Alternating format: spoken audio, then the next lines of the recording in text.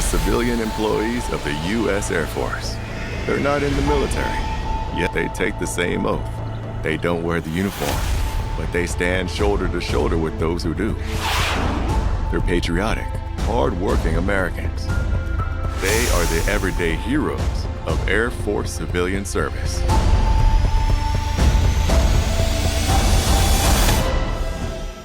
Forces joined. Hi, everyone, and welcome to our 43rd episode of Aim Higher. We're glad you're here.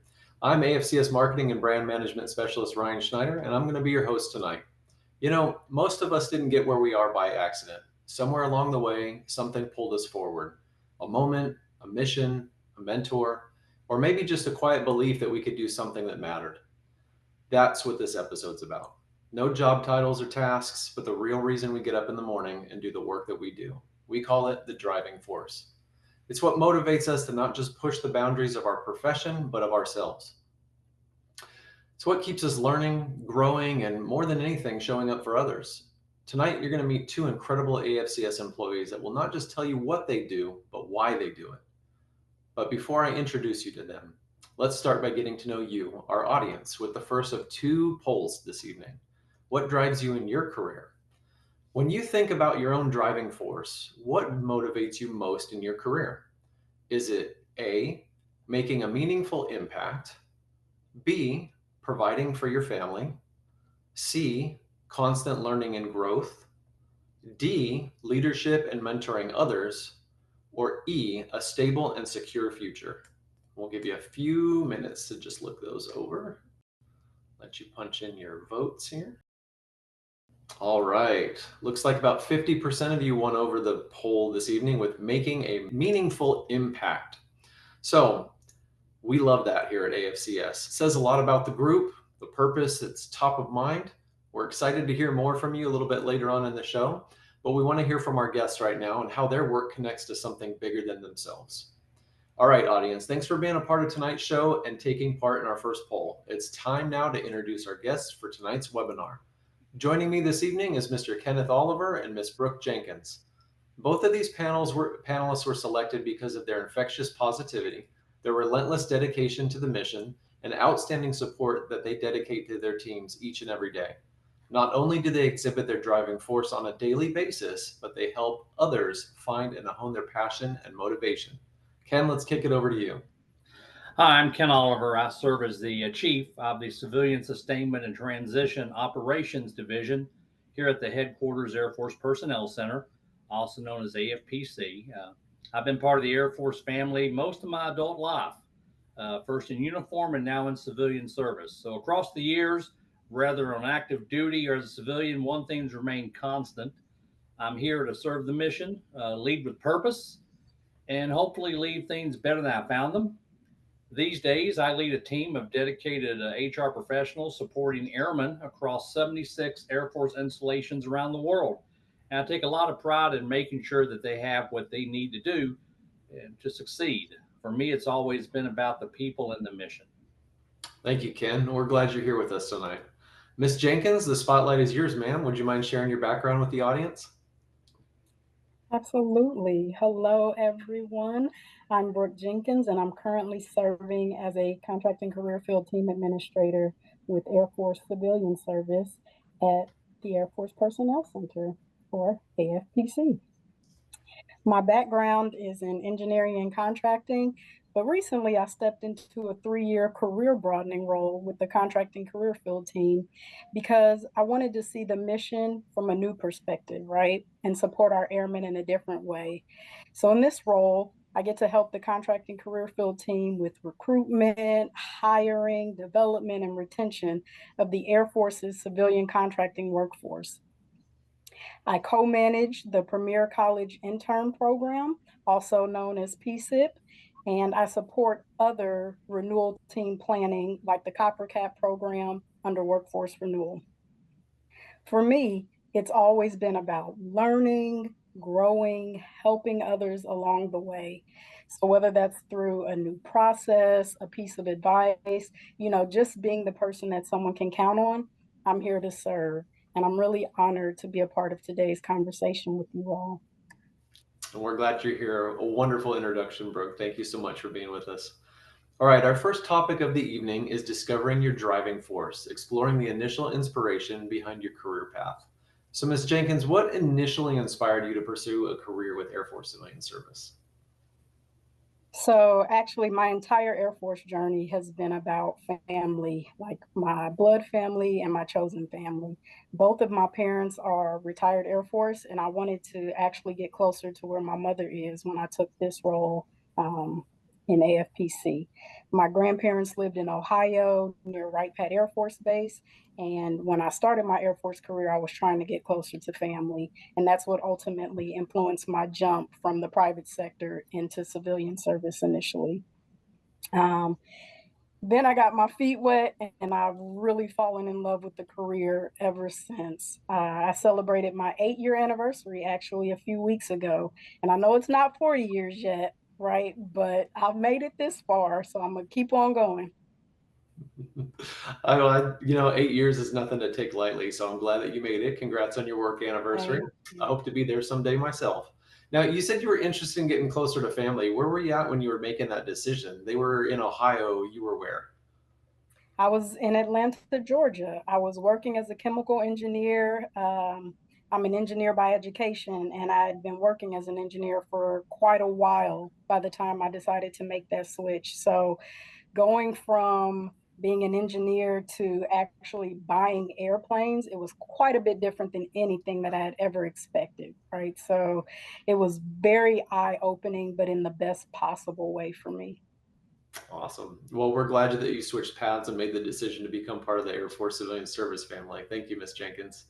All right, Mr. Oliver, same question.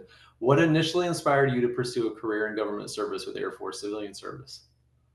Well, I wouldn't be in government service unless it was with the Air Force.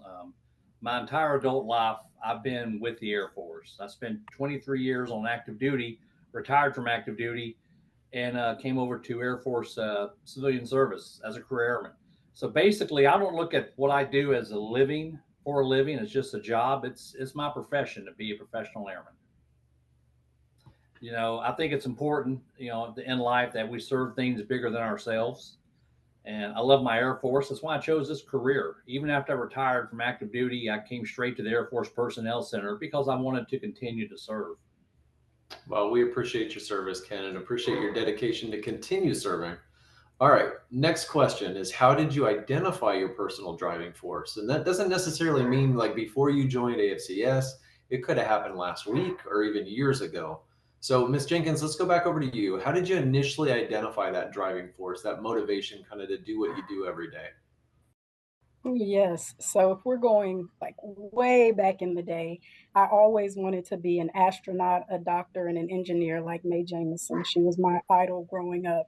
So all my life, I thought I was going to do all of those things. And what it really boiled down to for me was just a desire to learn something new, to push forward, and to acquire more knowledge, right? So initially, with that, my driving force was how can I learn something new? How can I get better at what I'm doing now? How can I push forward to make the world a little bit better than it was before? And since then, my driving force has evolved a bit.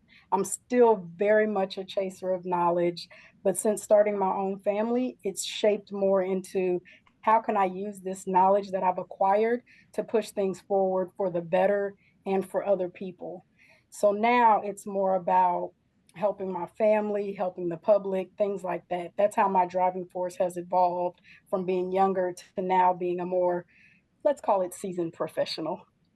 Awesome. So initially it was focused on bettering yourself, and over time it's kind of grown along with your family, the people that you worked with. And yeah, that's wonderful, Ms. Absolutely. Jenkins. Thank you. All right, Mr. Oliver, same question. How did you initially identify that personal driving force that you have? I know you mentioned you've always been a career airman and kind of wanted to stay with the Air Force. When did that first hit you? And please don't tell me basic military training. Well, it's kind of a hard answer, a hard question to answer in some ways. What drives us does change over the course of our lives. I go back to where I was brought up. I was brought up in Appalachia, and there's not a whole lot of opportunities sitting around there. So I joined the Air Force. I came into the Air Force. I grew in rank and responsibilities and grade. And one thing that changed over time is now I'm at the point of where I'm leading about 182 people here at AFPC. I'm dealing with, like I said earlier, 76 different Air Force bases, installations, and a lot of leadership across the Air Force. What gets me out of bed each day really is just the ability to lead people and hopefully make their lives better, more productive, and to have that drive to make things better. I sign my emails, make mission happen. I think we're all unified toward that single mission in my division, and that's what drives me. As a father, grandfather, husband, and someone active in my community, I have the ability to influence and lead others, and that gives you a sense of purpose in life. Yeah, I think purpose definitely helps. I think everybody can kind of relate to that. As humans, I think we crave purpose on some level. We need a reason to be here. And you both mentioned how your driving force has kind of evolved over time with that purpose. So, Ms. Jenkins, you mentioned family. Mr. Oliver, you touched on how it changes over time. I want to go to the final question on our first topic here, and that's what experiences would you say shaped you the most? So, since you both alluded to the evolution of your motivation, what experiences would you say in your life really gave you that moment where you were like, wow, like I can see, I'm recognizing that things are changing? Or was it more of like a natural progression? Brooke, let's go ahead and start with you. Yeah. So for me, I'd like to say, right, like I can pinpoint one moment, like the birth of my son or something like that. But I think to your point, it was more of a natural progression. So over time, right, you start to realize that the way you thought and the way you viewed life has changed since you were a teenager in your 20s and so on and so forth. And for me, I like that it was a natural progression and not one lightning rod moment that I can point to. But I can see the steps that I've taken over time to get to where I am, right? I recognize that I wouldn't be here without those lightning moments, but I don't think I changed immediately after them either. For me, the growth and trajectory has been a situation of facing moments and continuing to grow, improving and seeking enlightenment as a result. Especially after starting a family, getting closer to my family physically as well as emotionally has really helped me get to where I want to be and shape who I want to be in this world. Um, and so changing careers to work for the Air Force, it's just been completely different for me. I was making spices and seasoning some of your favorite recipes at a lot of these fast food restaurants and feeding people that way, right? But now supporting a wholly different way has become very important to who I am. And I want to feed people emotionally and not just, the way I was doing it as an engineer. And I'm very proud of that, right? My son goes to school and he loves telling people what his mommy does for a living. I take pride from that, not just helping fellow airmen, but also knowing that the people who are important to me are proud of what I do. I love that. It sounds like you've been able to do a lot of reflecting on life events and just kind of adjust courses, learn more about yourself. So love it. Absolutely love it. Thank you for sharing. All right, Mr. Awesome. Oliver, same question. You kind of touched on how it evolved over time. Were there any specific moments or like catalysts that kind of helped shape it for you most? Well, it's hard to recall individual moments. I think a lot of it comes down to upbringing, good or bad. Some folks grow up in encouraging environments, and some folks don't. And you learn from that either way, and you go out and make your way. I think a lot of it kind of comes back to luck and the old saying, the harder you work, the luckier you get.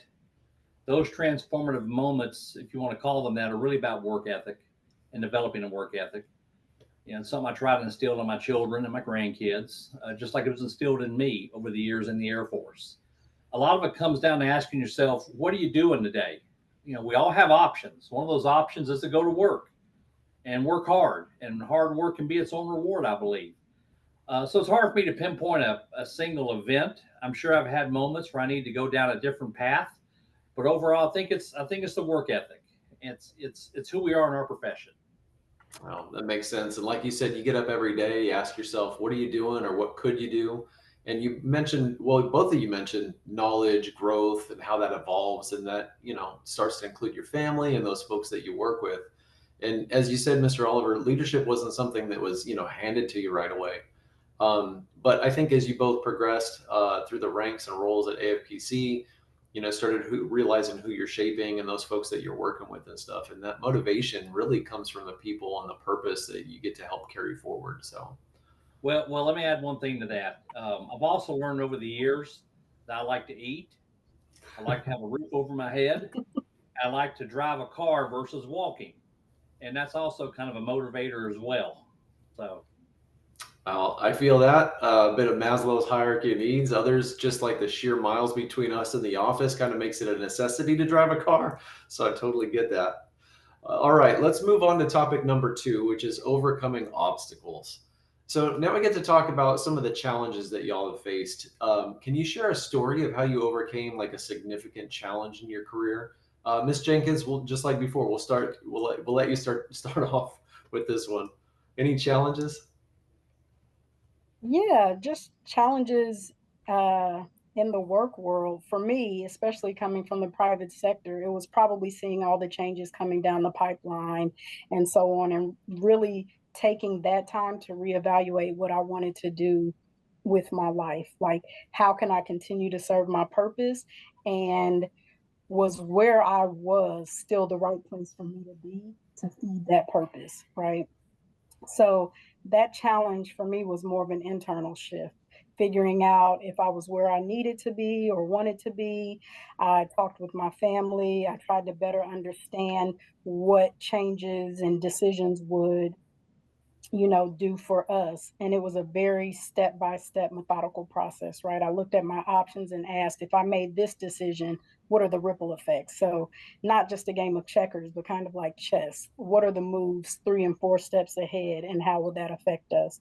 And so, whether it's a professional or personal obstacle, I always just try to lay out the process flat. So, I'm a very planful and mindful person, and I don't necessarily like to just jump to decisions, and I deliberate on it if I can, so I don't make rash choices that could affect me, my family, or any of my teammates, right? So every challenge that I face, I try to find better ways to approach it than I did before, right? So I try to continue to learn from my past mistakes. I try to keep getting better.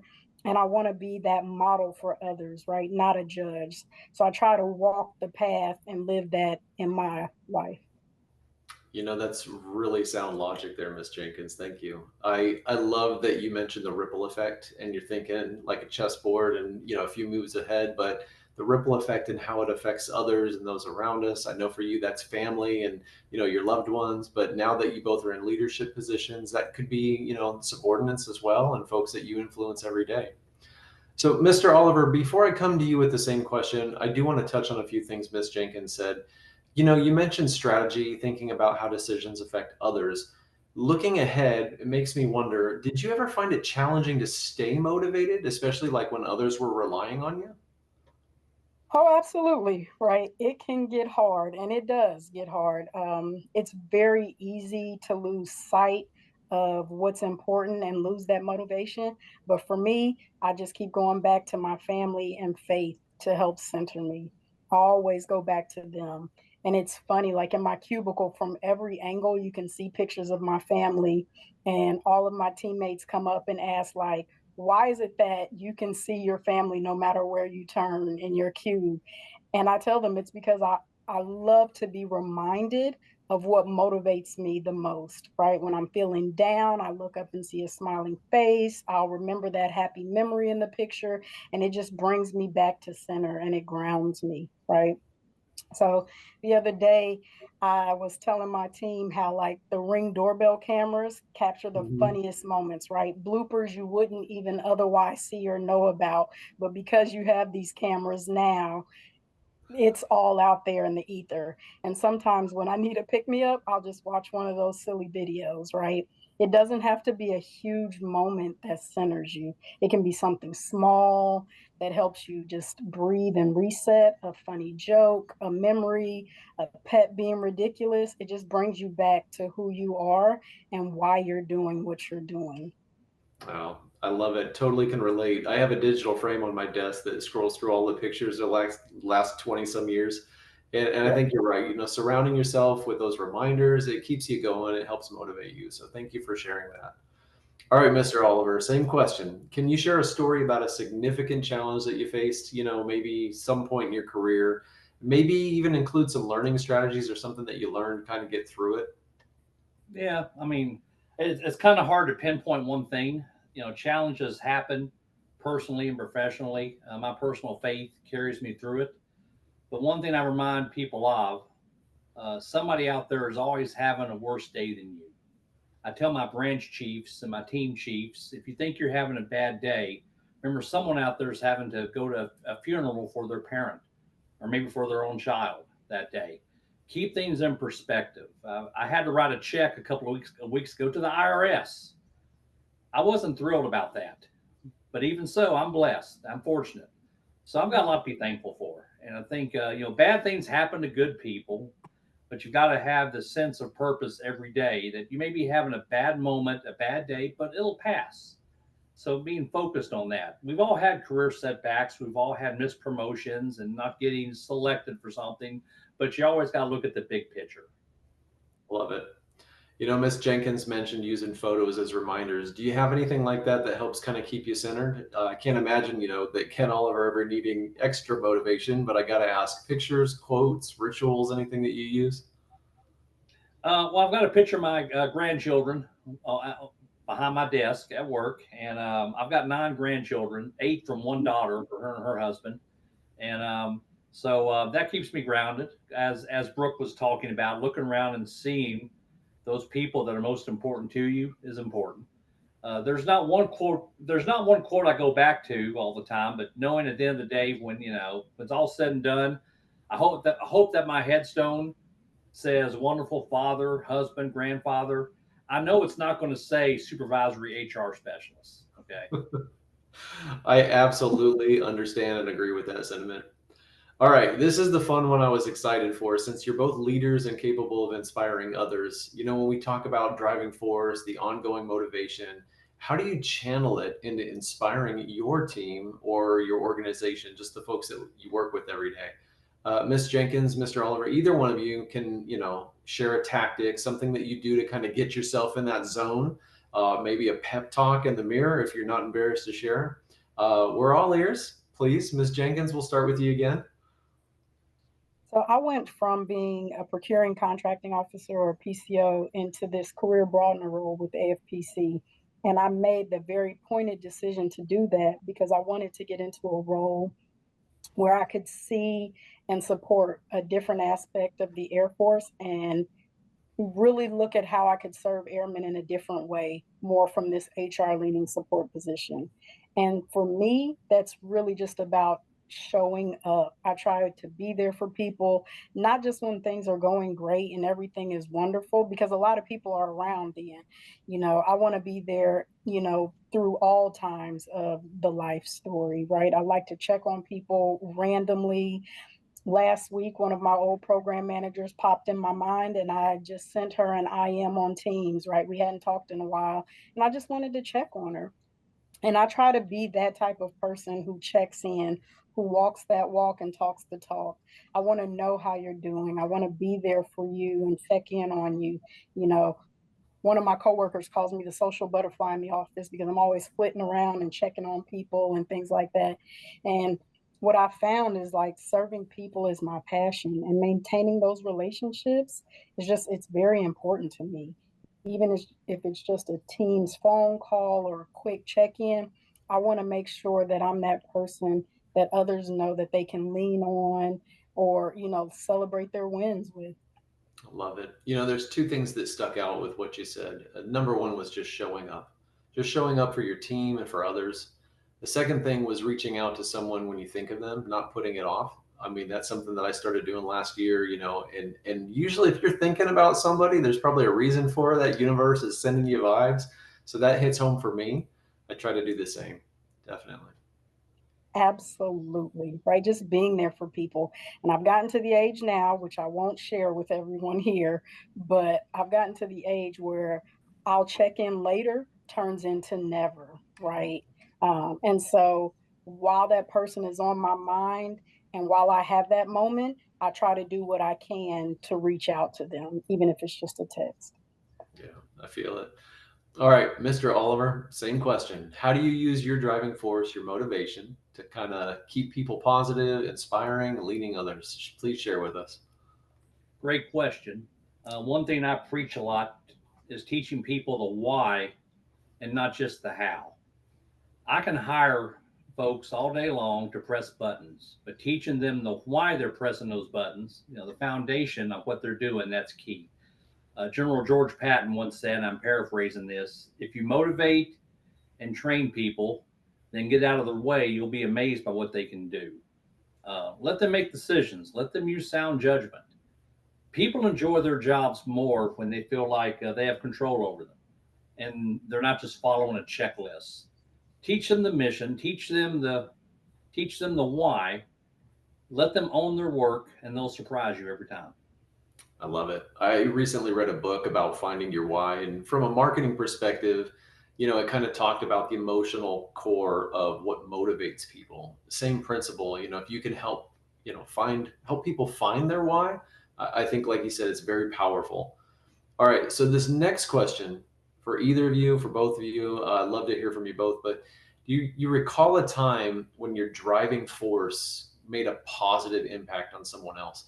Any moment that stands out where you saw change, progress, something meaningful come from your motivating others? Either one of y'all. Yeah, I can kick that off. Just recently, a former Copper Cap intern reached out to me. We hadn't spoken in a few months, and she was looking for help with a process that was new to her. And I had had quite a bit of experience with it. So I helped her with that process and showed her how to navigate the system because it's actually pretty cumbersome. And when we finished, she just said, "Thanks. I feel like I can always count on you to either know what's going on or help me get to the answer that I need. And I've always appreciated that about you." And that just felt really good, right?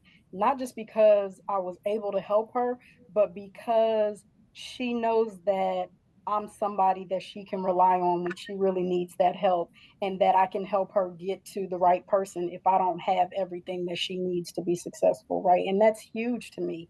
Being someone that others can lean on, being someone to connect others, to be there when they're struggling or even when they're winning. That just means so much to me. And I know it's cliche, but the greatest gift you can give someone is your time, right? Like a listening ear, a quick message, a hug, whatever someone needs. Your time is expensive, and we're pulled in so many different directions all the time now, especially when we have like mini computers in our pocket. But when you do give of your time, it pays dividends in the end. Absolutely. For me, time is life's currency. We can't make more of it, but when you share it with somebody else, it really does speak volumes. So thank you. Love that you were talking the talk, walking the walk, and that individual knew that, she could count on you to show up for her. So that's awesome. All right, Mr. Oliver, anything that you'd like to add? Well, I think as a leader, it's important to provide top cover, which is kind of an Air Force term. That's something we talk about around here a lot. Nobody in my division or nobody gets into my division um, without going past me. I tell my folks we have a big pasture and there's one gate and I have the key to it. And what I mean by that is I don't like phrases like "I got your back" because that kind of sounds like you've done something wrong. I prefer top cover, knowing that your leader got you, supports you, stands between you and the fire if needed. That's leadership. Yeah, I kind of hate talking about these type of topics because it sounds kind of boastful, and I try to be humble. A lot of great things happened before I was born, but I'd say that my people knowing they have top cover with me, that means everything. Well said, Mr. Oliver. And I'm sure that your team appreciates your leadership as much as our audience enjoys hearing about it this evening. All right. On that note, let's turn back to our audience with our final poll of this evening. Audience, get your fingers ready because AFCS wants to know, what leadership qualities do you admire most? We'd like to know specifically, which leadership trait do you value most in others or strive to embody yourself? Is it A, leading by example, B, providing support and top cover, as Mr. Oliver mentioned, C, being approachable and available, or D, teaching the why, not just the how?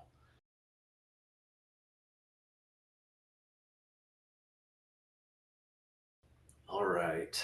Looks like 50% was across the board being approachable and available. That open door policy. Love that for sure. So, being approachable, available, sometimes it's the quiet superpower of leadership, right? You don't need a title to check in on somebody or lift them up. I know Miss Jenkins shared some awesome stories about that kind of impact she was having every day. So that's awesome. All right. For our next topic, let's talk about future goals, continued growth at Air Force Civilian Service. This is our 43rd episode, and I know that I've been host for a little over a year now, sharing those duties with my counterpart, Cheryl Johnson. And something that we've heard repeatedly from our panelists is that Air Force Civilian Service seems to allow people to move around, grow, and kind of shape their own path.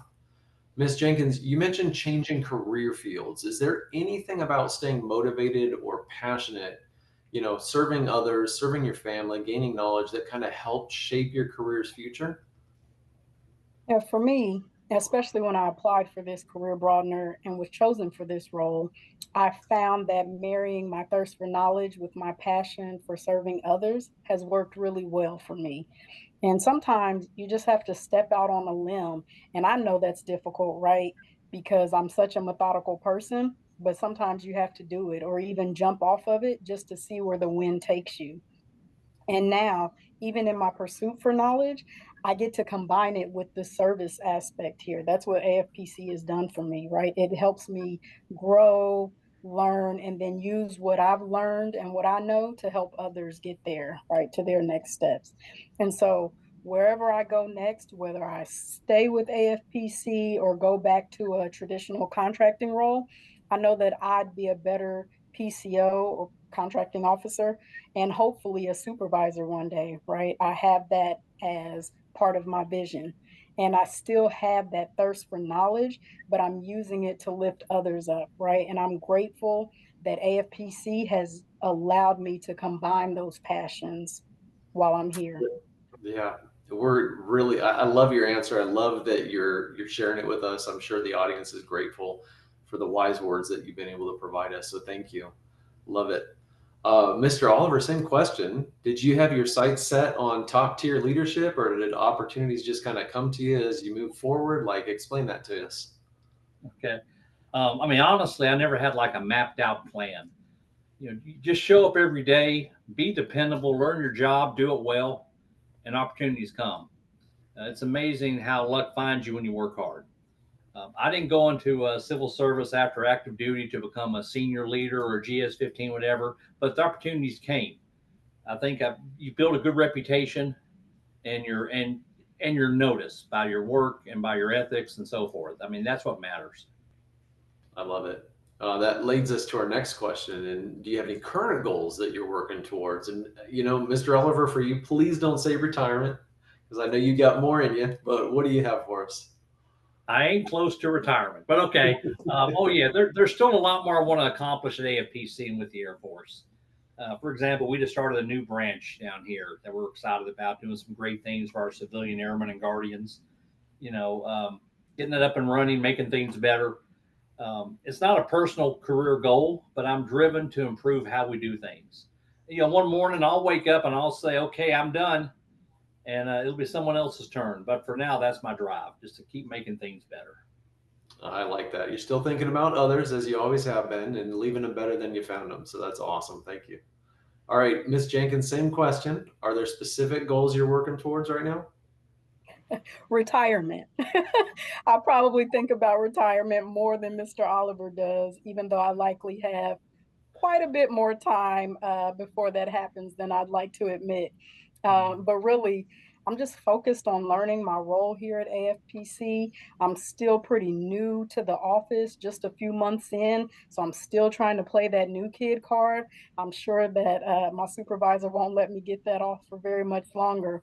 But I'm looking for ways to be helpful. And even if something isn't in my day to day task, I'll ask if I can learn something else or help in some other area, right? So, like Mr. Oliver said, if you're prepared, things just come your way, right? Dress for the job that you want and not the one that you currently have. And if you become someone that people can rely on, even for the messy stuff, doors will eventually open up. I've had wonderful mentors, right, who've championed for me and told me when I was about to step in a puddle, or like Mr. Oliver said, they provide that top cover. And sometimes I've needed that umbrella for rainy days, if you know what I mean. And so for me, it's just all about continuing to push forward, right? The sky's the limit.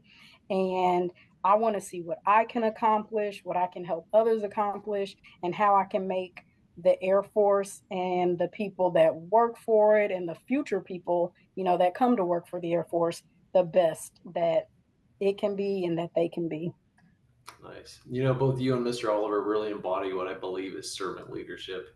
And that's why I wanted you both on the show. So I'm really glad that y'all are here and sharing your time with us tonight.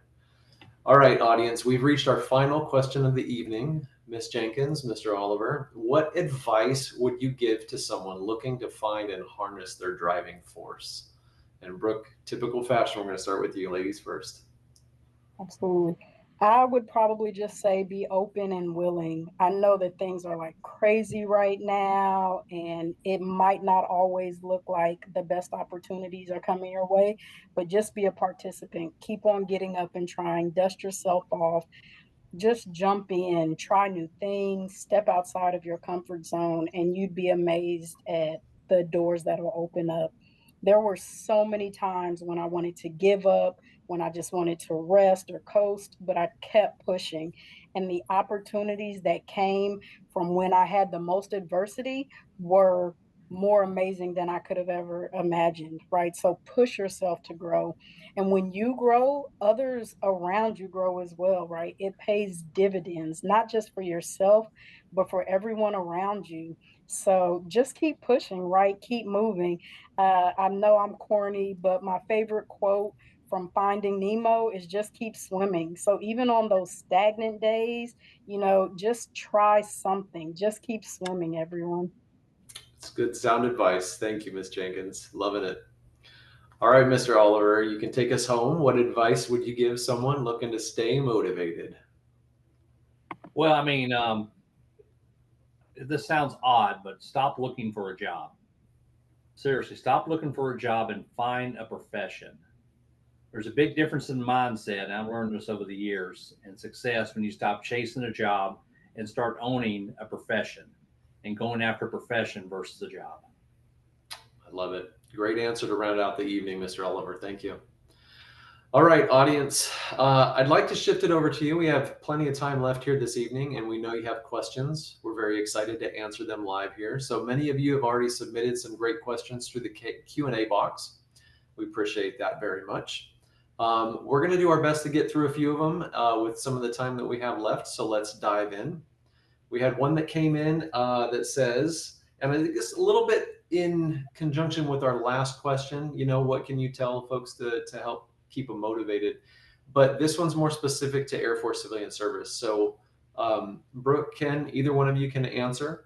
But this one says, what advice can you give us in pursuing a career with Air Force civilian service? So specifically our organization.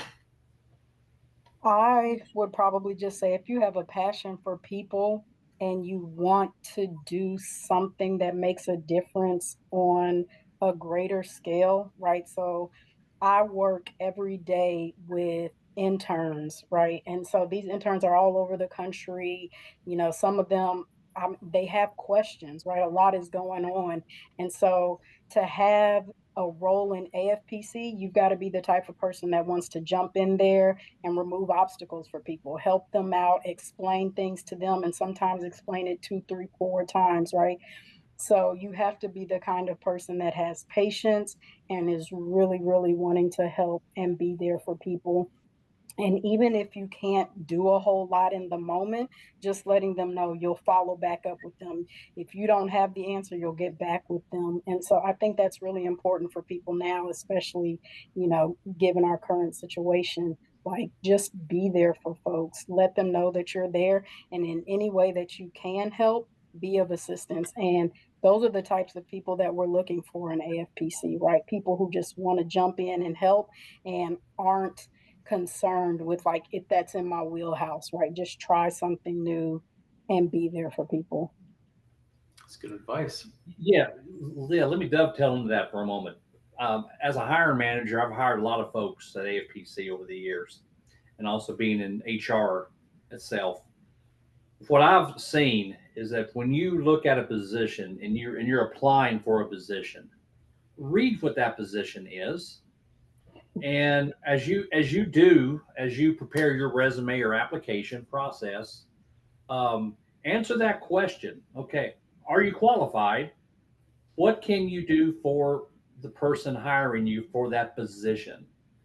Be focused on what you're applying for and apply for something that you believe that you can be the best candidate toward.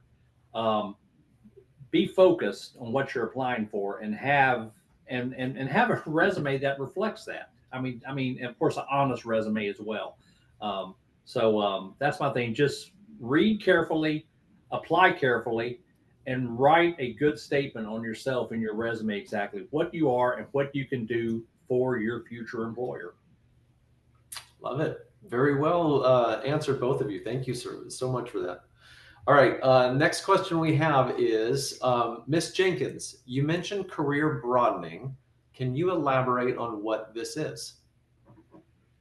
So the career broadening role is essentially stepping outside of what was your normal day-to-day operation. So I was a contracting officer just up until January.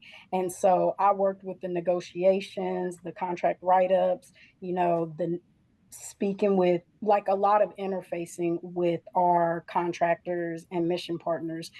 And what the Air Force does is offer these career broadener roles where you can step into a different kind of role than where you work. So we have career broadeners in AFPC, for instance. We have career broadeners where people can go into the PM world, from contracting into finance, different roles. And so they can see how they can contribute to the mission in a different way. And it also gives you, the person, a chance not to only contribute to the mission, but see if there's something else that might interest you or spark your passion or your driving force, right? And so you get into a different role and you see something, that lights a fire in you. And so I've always had uh, questions about being in HR and things like that. And I knew that I wanted to serve people. And I wasn't always sure, like, exactly how I could get involved in that. And then this career broadener role came up, and it looked like it was something that would be really, really well tailored to what I was trying to do with my life and with my career as a whole. And so career broadening, just on its face, is allowing you to try something different than what you were doing in the past. And it's normally a 2.5 to 3 year stint that you're in, and you get time to spend with a different organization and different tasks, different roles, and you see if that's something that you still want to stay in, or if you want to go back to your former career, or if you want to do something completely different. But you have that experience to help launch you into other areas, and you can always lean back on that experience to help you grow in the next role that you're going to be in. Very cool. Thank you. Appreciate that.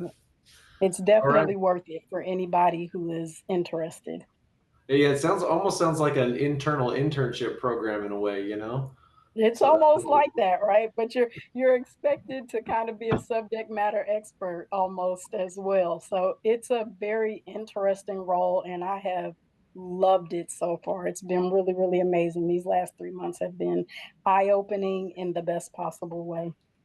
Well, we might have to have you on the show towards the end of your career broadening and see how it's going, and see if you want to share your decision, if you're going to stay or go back or whatever. But that would be interesting to see where you end up after all this. So very cool. Absolutely. I would love to.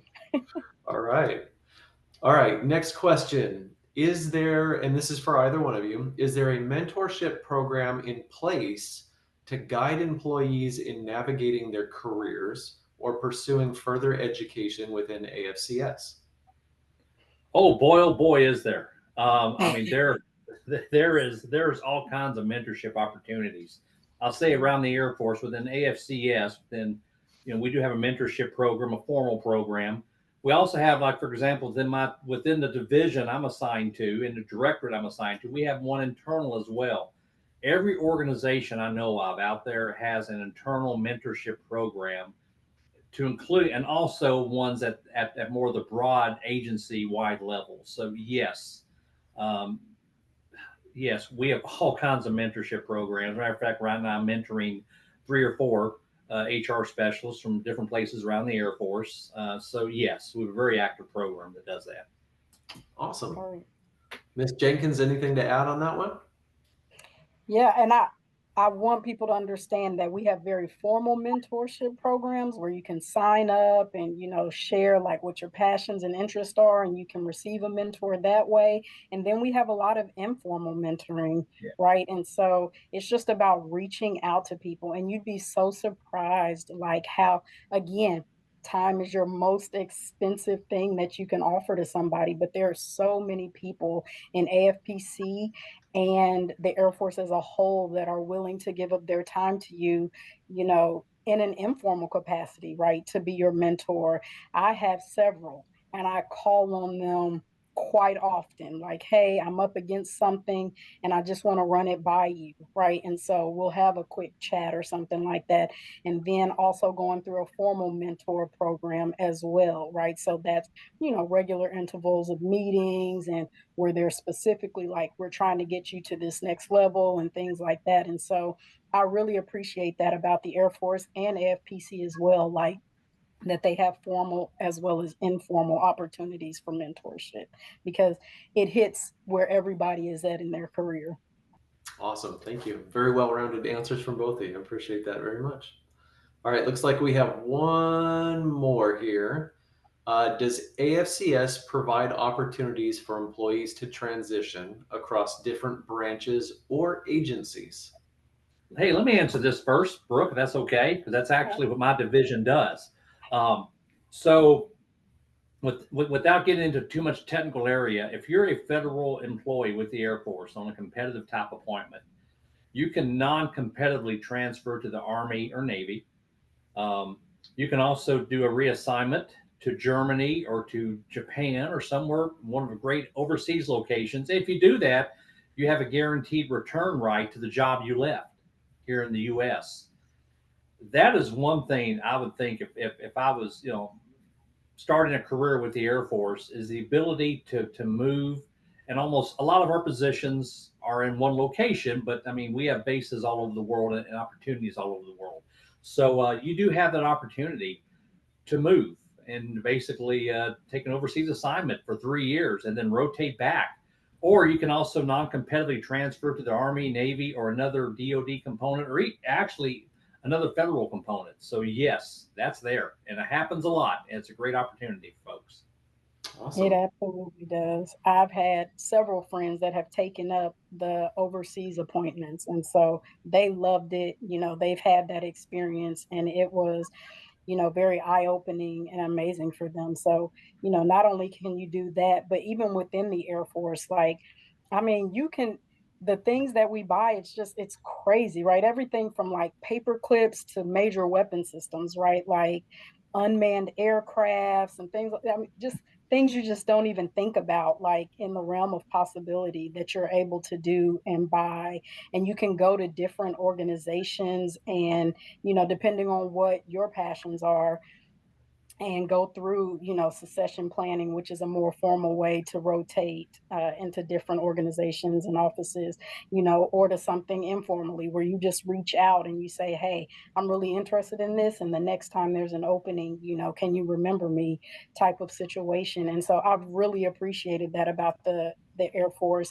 You can, dream as big or as small as you want, or as you're prepared for in that moment. And the Air Force has something there for everyone, right? And that's been the best thing about working for the Air Force, is that it is not a one size fits all model. And I appreciate that so much. Very cool. All right, looks like we have one follow-up question to that, and it will be the last question of the evening. So working shoulder to shoulder with our military counterparts, sorry, I'm trying to paraphrase a little bit. As civilians, are these deployments or these opportunities mandatory? I think what they're asking is, do you have to move around? Do you have to deploy or take overseas assignments or go other places? No, and That's the amazing thing about the Air Force. It's not a requirement for you to deploy, but that is an option there if that's something that interests you, right? If you want a PCS, to Germany or, France, Korea, like there are so many places that you can go, and that is the wonderful thing about the Air Force. But it's up to you, right? You have to execute the mission, but we also want what's best for you, because that so often is what's best for the Air Force as well, right?